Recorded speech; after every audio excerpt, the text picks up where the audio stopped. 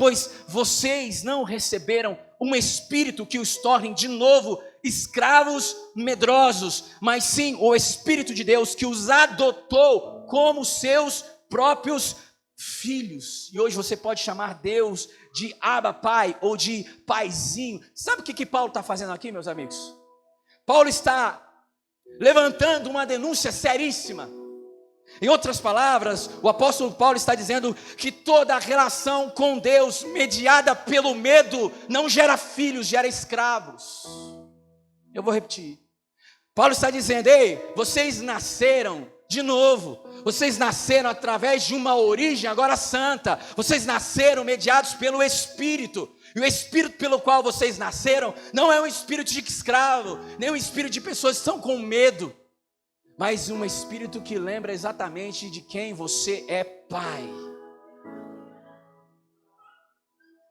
A minha vida e a sua vida cristã não pode ser desenvolvida fora da ideia de que Deus é o nosso Pai, porque o Espírito nos gerou a partir de uma origem, e essa origem é divina.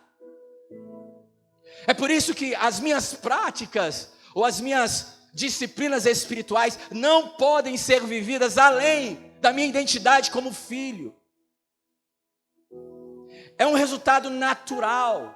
Logo eu nasci do Espírito, logo eu ando no Espírito, e é natural eu exercer atividades e práticas do Espírito. Por quê? Porque também existem pessoas que oram, jejuam, leem a Bíblia, ele tem as suas atividades pontuais, mas não necessariamente anda no Espírito. Por quê? Porque não entenderam a sua identidade de filho. Quem está entendendo, diga amém. E aí você pode dizer assim para mim: Vitor, o que seria isso que Paulo está dizendo a respeito de vocês não receberam um espírito de escravidão que gere medo? Já parou para pensar como seria uma relação baseada no medo? Diferente da ideia de que Paulo está trazendo aqui. Vocês são filhos. Filhos não vivem a partir de uma relação baseada no medo. Filhos vivem a partir de uma filiação vinda do céu. Como seria uma relação baseada no medo? Se a gente pudesse classificar uma palavra que pudesse descrever como é que seria uma relação baseada no medo, essa palavra seria desempenho.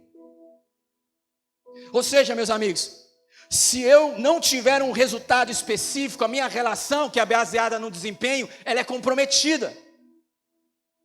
Paulo está dizendo: quem vive uma relação de escravo baseada no medo, ele vive a partir de uma performance. Se eu faço o que é certo, logo eu sou aceito. Porém, se eu infrinjo algo, logo eu sou rejeitado. Mas Paulo diz: esse não é o espírito que vocês foram gerados. Vocês não vivem a partir de um cumprimento de algo, vocês vivem a partir da origem de uma paternidade. O fato de cumprir algo é um resultado natural de quem eu nasci para ser. Isso muda, vocês entendem? Muda radicalmente a maneira como as pessoas se relacionam. Porém, essa ideia da relação mediada pelo medo, logo uma relação mediada pela cobrança, exigência e pelo desempenho, é uma mentalidade tão impregnada na vida da humanidade, que a Bíblia diz que só o Espírito tem poder para combater isso. Ninguém consegue te convencer que você é filho, que vive a partir de uma paternidade, porque nós nascemos com uma natureza e uma mentalidade que sempre vai se relacionar com Deus e com as pessoas a partir de desempenho, a partir de ações. Mas aí Paulo está dizendo: o Espírito, outras versões diz, testifica com o nosso Espírito que nós somos filhos, não mais escravos.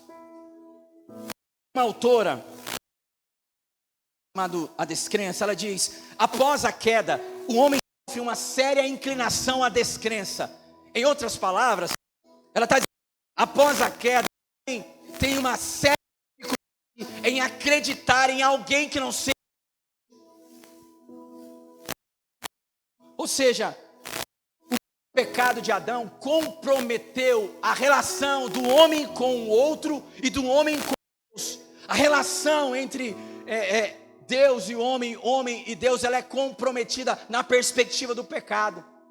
As coisas mudam a partir de então. Porque antes do pecado, Adão e Eva se relacionavam com Deus a partir de amor e liberdade. Depois do pecado, Adão e Eva se relacionam com Deus e com os demais a partir de um desempenho. Qual foi a primeira coisa que Adão faz depois que peca?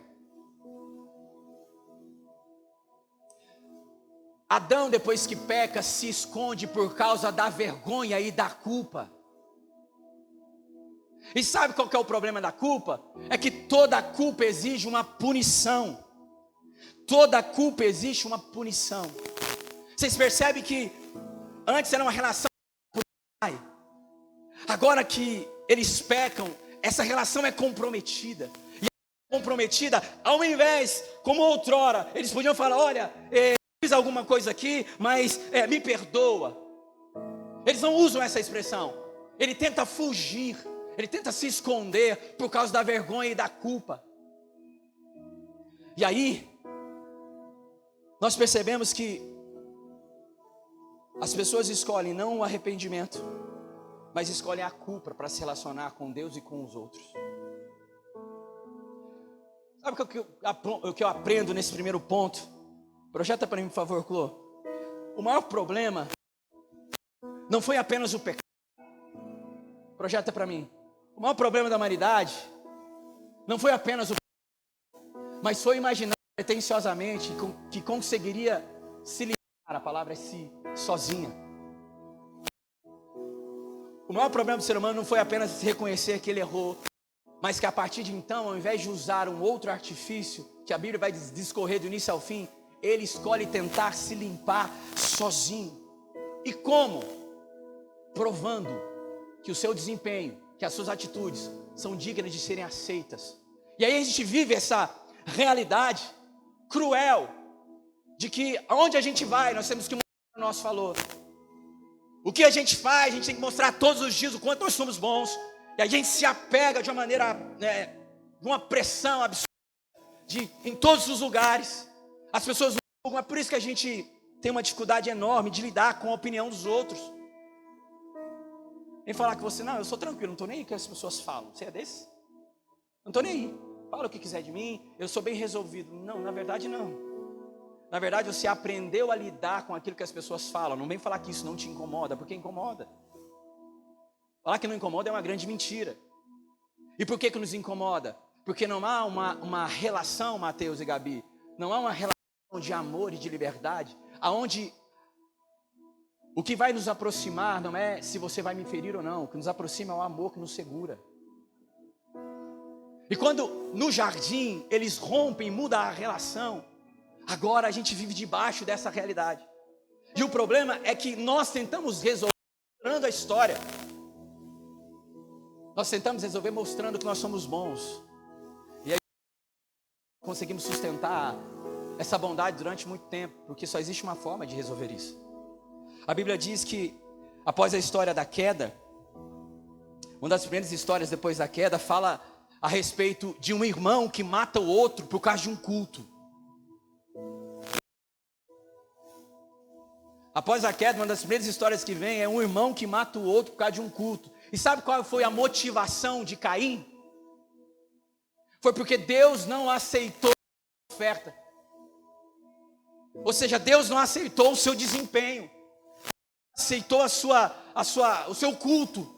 E aí ele, possuído de ira e de inveja, o que ele faz? Já que Deus não aceitou, então aquilo incomodou ele matou o irmão. Por quê? Porque a gente parte do pressuposto que se Deus não aceita a minha oferta, Deus não aceita a minha vida. Mais uma vez, a relação mediada pelo quê? Pelo desempenho. Eu sei que eu errei, eu sei que a minha natureza é assim, eu sei que é assado, mas eu vou provar o tempo inteiro para as pessoas. Eu conto essa história já é a terceira ou quarta vez. Mas eu acho que cabe aqui nesse momento. A gente, mês de casado, morava lá no restaurante ainda, lá numa peça lá no fundo. E eu e minha esposa tivemos a primeira DR. Eu sei que aqui ninguém tem DR, que o povo já entende pelo pensamento, não é assim? E aí, eu percebi algo que se nós não fundamentássemos uma base naquela primeira DR, a gente sofreria durante a nossa vida inteira. E eu disse para ela, independente se a minha opinião é diferente da sua, você sempre direito de ser quem você é e falar aquilo que está no seu coração. E eu falei para ela, não se preocupe, porque eu não vou virar as costas, fechar a porta e ir embora. O que sustenta a nossa relação é um amor. Existe uma frase que diz, não existe ninguém mais seguro do que uma pessoa que se sente amada. Eu falei para ela, nós vamos discutir, você pode falar o que você quiser a partir da sua perspectiva, eu nunca vou privar você do direito de falar. Porque às vezes, na relação que nós criamos, com o medo de não ser aceito, eu reprimo, eu escondo, eu guardo para mim. E vou criando na minha cabeça situações hipotéticas, disso e daquilo. E a melhor forma era conversar, colocar para fora. Mas como nós estamos acostumados a uma relação de desempenho, se eu colocar para fora, eu posso ser mal compreendido e interpretado. O que isso gera? Alguém pode não me aceitar. E por isso é melhor eu me submeter ou me sucumbir a essa dor, a essa palavra que eu não gostei. Vocês percebem a diferença que há nessas duas maneiras de se relacionar com Deus? Caim mata o seu irmão, por quê? Porque não entendeu que o que torna uma pessoa aceita por Deus é a paternidade que vem do próprio Deus e não o desempenho de alguém que produz escravidão. Se Caim tivesse entendido que Deus era pai, ele não estava preocupado se Deus havia recebido a oferta dele ou não. Ele entenderia que aquilo poderia ser uma experiência que lá na frente ele poderia crescer com ela. Mas mais uma vez, assim como Adão, a próxima história bíblica é de alguém que foge com vergonha, porque cometeu um erro, porque pressupunha que não seria aceito por Deus, porque estavam se relacionando a partir de uma outra realidade. Eu vou contar mais uma história para você entender como elas são similares. A Bíblia diz que Judas, após ter traído Jesus, percebe, talvez pelo remorso, que ele havia cometido um erro. E aí ele devolve as 30 moedas. Só que isso não adiantou. As coisas não mudariam mais. E na tentativa de resolver o problema sozinho, a única solução que Judas encontrou foi o suicídio.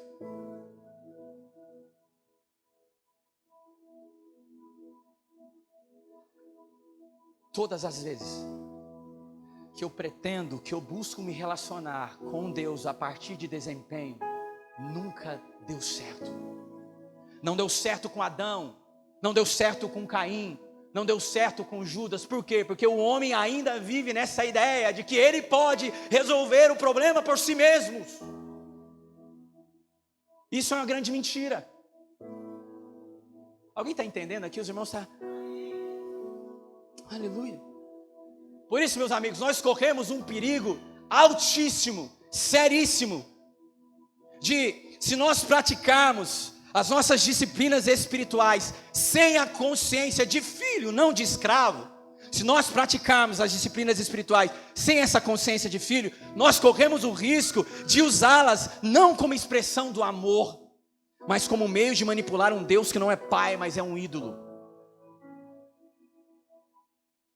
Projeto para mim, Glo, ponto 2, você vai entender o que eu quero dizer.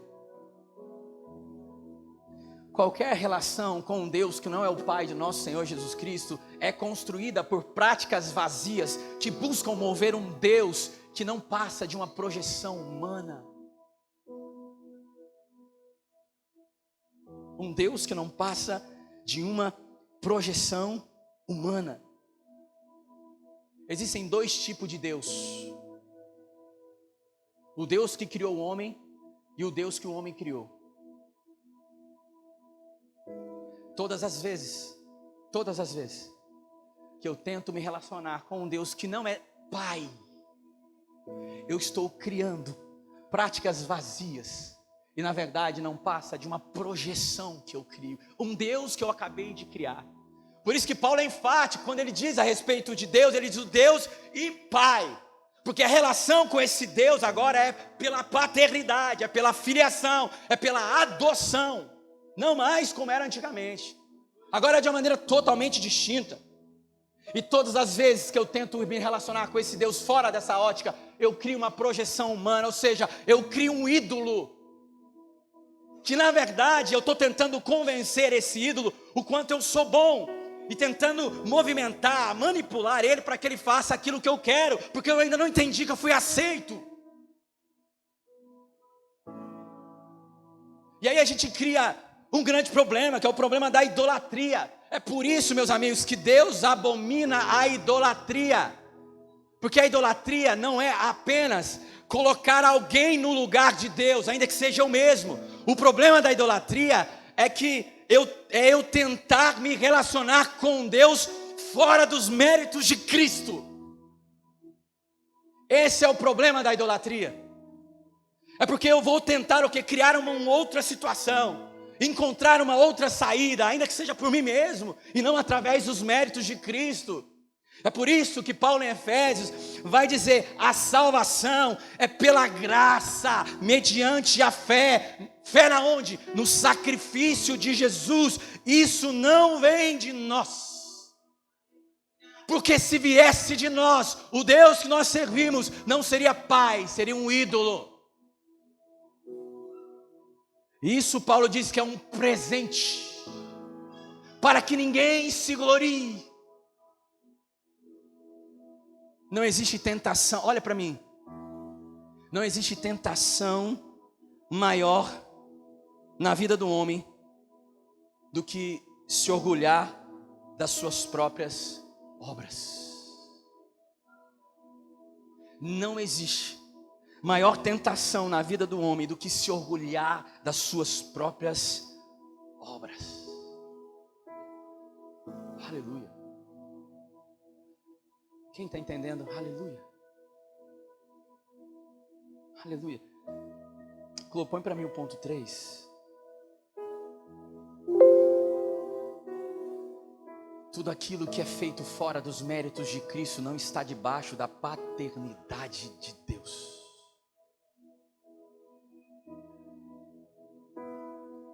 Meus amigos, um jejum fora dos méritos de Cristo, ou seja, sem a consciência de que nele nós já fomos abençoados, um jejum fora dos méritos de Cristo, tem o objetivo de manipular Deus através da sua greve de fome, para que Ele me abençoe e realize os meus desejos, porque eu ainda não entendi que eu sou filho, então eu quero ser abençoado.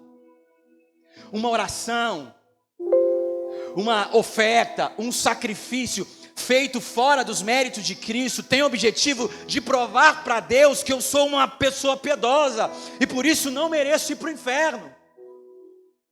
É isso que está por trás da minha relação fora dos méritos de Cristo.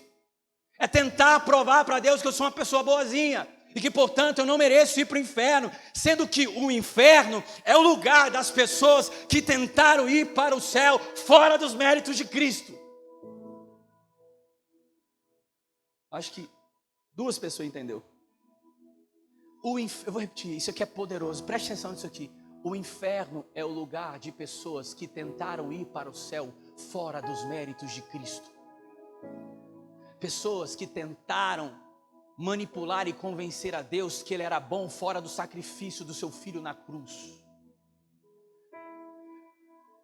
Porque o céu é o lugar de pessoas que entendem que, ainda que na sua melhor versão, isso não é possível agradar a Deus e provocar justiça que o livre.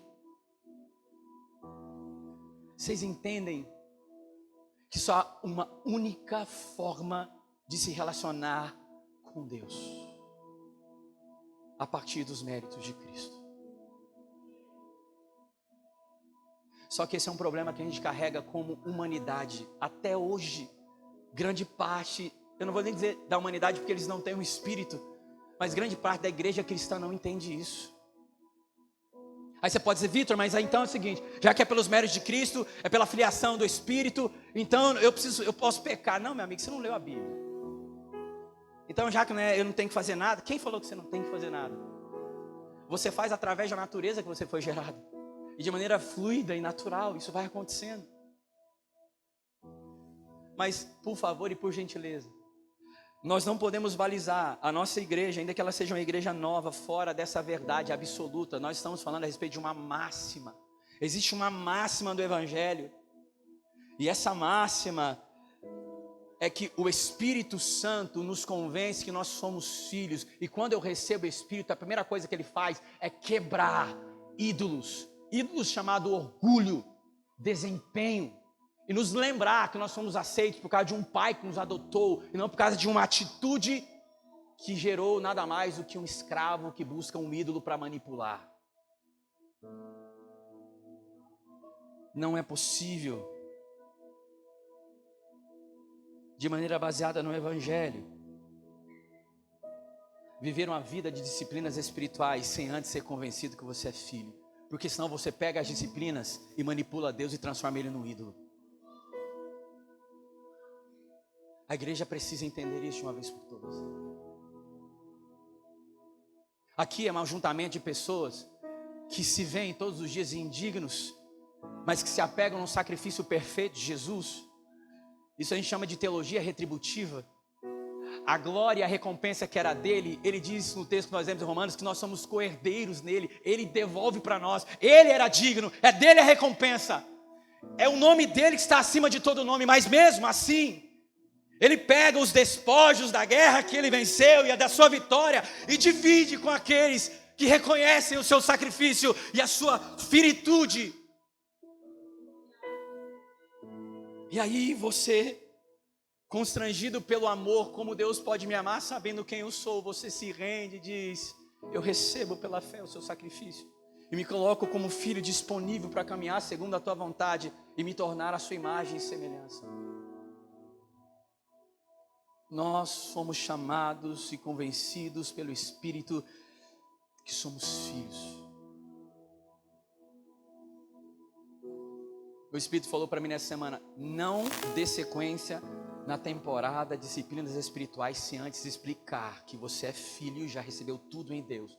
Porque senão a igreja pode transformar isso em uma ferramenta para criar um Deus chamado um ídolo. Nós já temos nele, nós já somos nele. Uma razão para se gloriar. Paulo fala: se há uma razão onde eu posso me gloriar, isso não é um ídolo. Ele diz em 2 Coríntios capítulo 12, versículo 9, mas ele disse, ele quem? Jesus: minha graça é tudo que você precisa, o meu poder opera melhor na fraqueza, portanto agora fico feliz de me orgulhar de minhas fraquezas,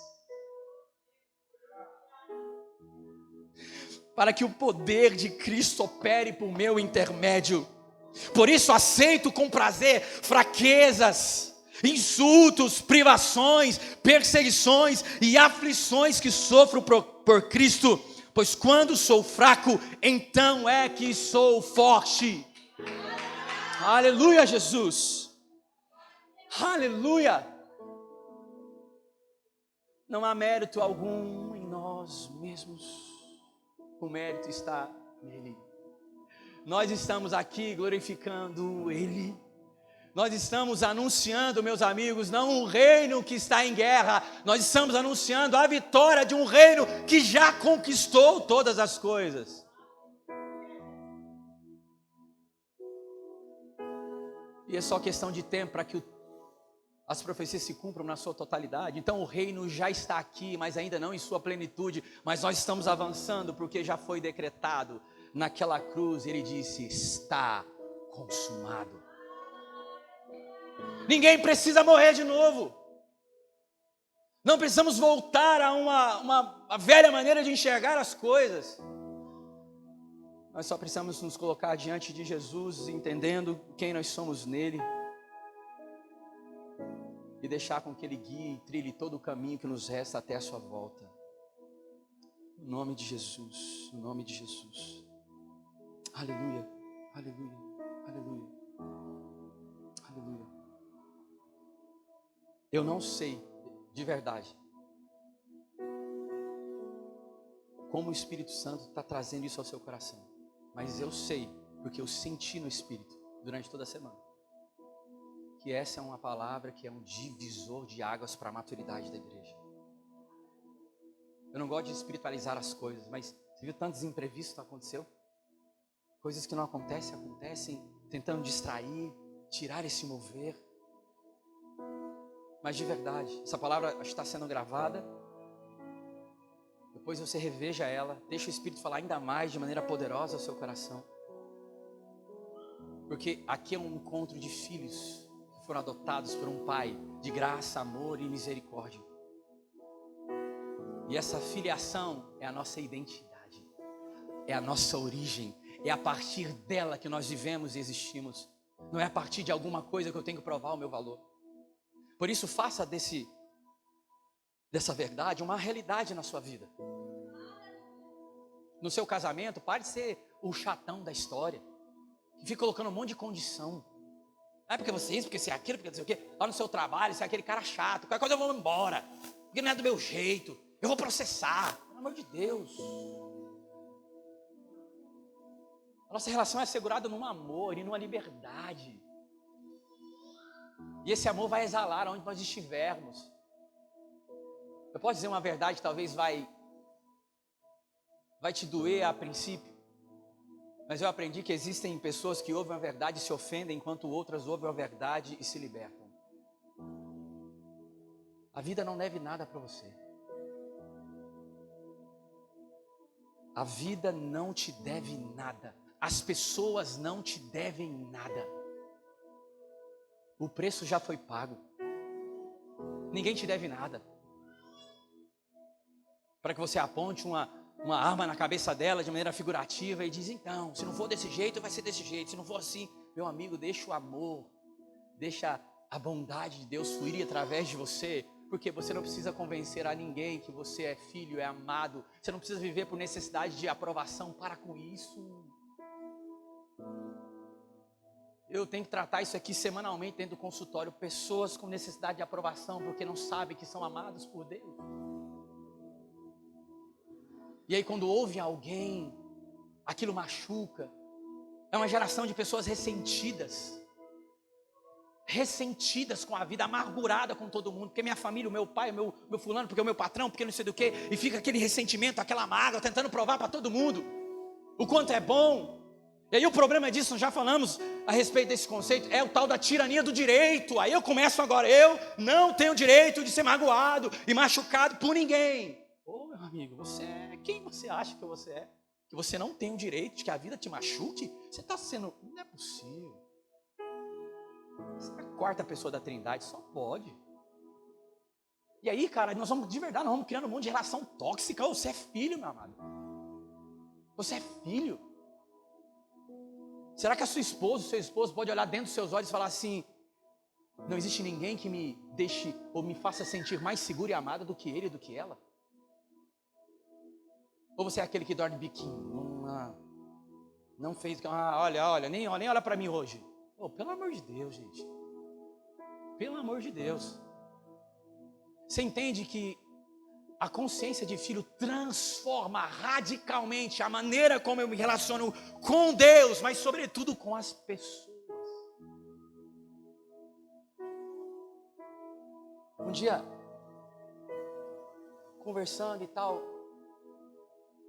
eu percebi que uma pessoa estava me dizendo que talvez eu precisava me preocupar demais com as pessoas que Deus poderia enviar, porque eu não sabia qual era a intenção do coração delas. Sabe, tipo, cuidado, conheça bem as pessoas, não sabe com quem está lidando. Sabe aquela ideia de cuidado.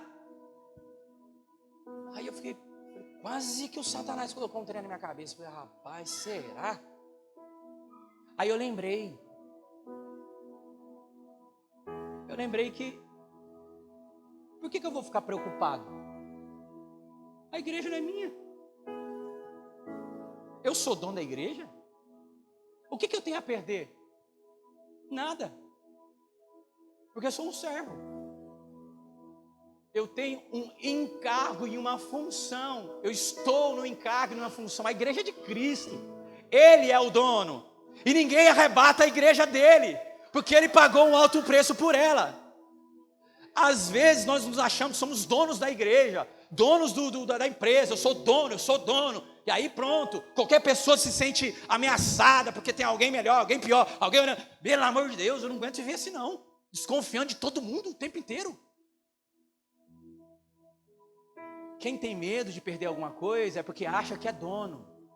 E a gente está cheio de lugares assim, pastores que são donos da igreja. O nosso governo, o sistema de governo aqui da Simpo é representativo, ou seja, o pastor não é dono de nada, quem escolhe é a igreja. A igreja escolhe o pastor, a igreja escolhe a comissão, a igreja vota, a igreja que tem um poder democrático de eleger ou não. E nós fizemos questão de colocar esse sistema, porque ele tira a vaidade daqueles que estão liderando, porque eles podem achar que eles são donos. E um dia um dos membros conversando com uma outra pessoa de outra denominação falou assim: eu não dou um ano para você ver que sua igreja vai acabar, porque esse tipo de sistema aí não funciona. O sistema que funciona é quando o pastor ele tem autoridade maior sobre a igreja. Por quê? Porque pode acontecer um complô.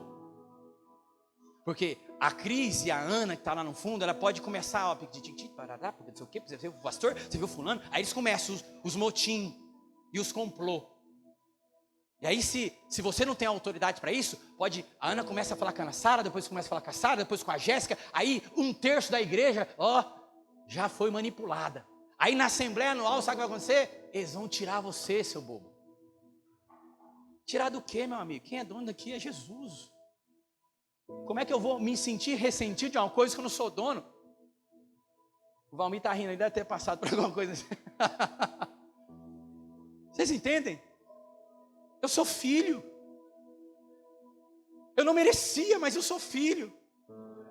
Eu não tinha mérito algum para ser dono de alguma coisa. Foi pura graça, misericórdia, bondade. Aí eu me acho no direito de ser dono de alguma coisa, dono das pessoas, dono da igreja. Para com isso. Tire esse seu coração, pelo amor de Deus. Deixa o Espírito quebrar o orgulho do desempenho, da culpa, do castigo, da punição. Acabou. É tão leve. Eu posso respirar. Porque você acha que a minha vida vai mudar porque 1/3 da igreja fez um complô e me tirou da igreja? Deus perdeu o controle em algum momento? A Bíblia diz que os planos de Deus são maiores e mais altos que os meus, assim como o céu é mais alto do que a terra. Você acha que Deus é inconsequente de permitir algumas coisas na minha vida para me destruir? A Bíblia fala que todas as coisas cooperam. Não, é para a bondade, para o amor, para o crescimento e para o cumprimento do propósito, não para a destruição. Então as coisas estão desmoronando na minha vida. Ei, você tem que aprender que aquilo que está desmoronando em Deus, na verdade, só está se encaixando. Aguarde um pouquinho e deixa aquele que é o dono e o juiz lutar por você. Nós temos nele todas as coisas, nós somos nele tudo que nós poderíamos ser. E fora dele não há relação saudável.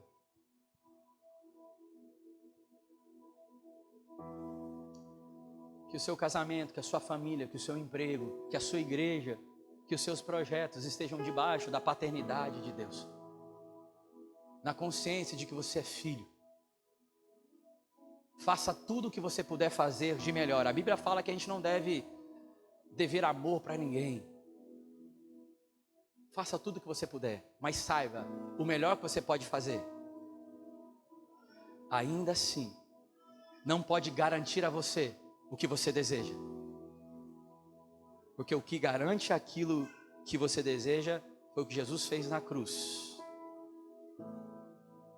Porque Ele deseja abençoar você mais do que você deseja ser abençoado. E eu descanso nele. Porque eu sou filho. E aí, por ser filho, eu começo a ter características parecidas com meu pai. Olha só. E aí, eu sou alguém que tem o dom da generosidade. Porque o meu pai, ele diz que vai cuidar de mim em todas as situações. E eu não tenho preocupação de que vai me faltar amanhã. Mesmo porque eu sei que eu posso fazer o de melhor, mas quem me dá a semente para plantar é Ele. Não sou eu. Eu posso contratar a consultoria, uma empresa de marketing, eu posso fazer isso, fazer aquilo, tudo eu posso fazer. Do melhor possível, mas isso não me garante resultado. O que me garante resultado é a certeza de que quem traz a provisão chama-se Jesus. E o contrário disso, ele fala, são os ímpios. Os ímpios se preocupam com essas coisas. Vocês são filhos? Para com isso. Aí eu entro na campanha. Por quê? Porque, rapaz, o trem tá pegando, mês que vem, não sei o que eu vou fazer. Ia para campanha, para convencer Deus, porque Ele deixou de olhar para mim. Porque eu acho que Ele estava preocupado com alguém, esqueceu de olhar para mim. Então eu vou na campanha para mover o braço de Deus. Vamos mover o braço de Deus, porque Ele esqueceu de me abençoar. Em algum momento Ele esqueceu. E essa é a mentalidade de alguém que não é filho, mas alguém que é escravo, que tornou o seu Deus um ídolo. Eu vou parar por aqui porque eu sei que o Espírito já está fazendo algo poderoso. Eu declaro no nome de Jesus uma igreja saudável em Cristo Jesus. Uma igreja emocionalmente curada em Cristo Jesus. Uma igreja que vai se relacionar, mas o irmão não me deu oi na porta. Olha que coisa. Meu amigo, não te deu oi, né? O pastor não me visitou. Olha, Nilda, o pastor não foi na minha casa ainda. E a Nilda vai falar, é mesmo? Nossa, o pastor... Não, a Nilda vai falar, é? Mas você quer marcar uma visita comigo? Eu posso representar o pastor, porque nós somos todos iguais. O pastor não foi na minha casa, mas a Nilda foi. Então a Nilda não carrega, não é sacerdote? Não falamos, ela não carrega o sacerdócio de Cristo? Então é o pastor que tem que fazer a mediação na sua casa com Deus? Não, essa aqui é a concorrente, é outra padaria que tem esse alguém que media diante de Deus. Nós somos sacerdotes iguais. E aí eu não fico com o coração ressentido. Por quê? Porque eu não preciso ser amado, eu já sou. Eu não preciso ser bajulado. Não é, Mateus? Olha, Mateus, cara, você arrebentou hoje, cara. Oi, é mesmo? Rapaz, eu precisava ouvir isso. Nossa, ainda bem, cara, que eu estava meio preocupado, porque sei lá, minha semana não foi tão boa, eu não orei direito, eu não fiz isso, eu não fiz aquilo, mas alguém chegou e falou que eu fui bem.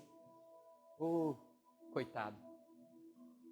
Aí na semana que vem que o Mateus ministra e alguém falar para ele que ele não foi bem, acabou a vida do Mateus. Acabou, ele está lá embaixo de novo. Deus, o que eu estou fazendo? Estou em pecado. Você percebe que essa é uma máxima do Evangelho. Sou filho, sou amado, sou cordeiro. E acabou. Então, o dia que vier problemas, reveses, imprevistos, o dia que você se sentir fraco, lembre, é na fraqueza que o poder de Deus se aperfeiçoa. Porque vai lembrar exatamente de que não há relação, não há felicidade, não há bem-estar fora dos méritos de Cristo.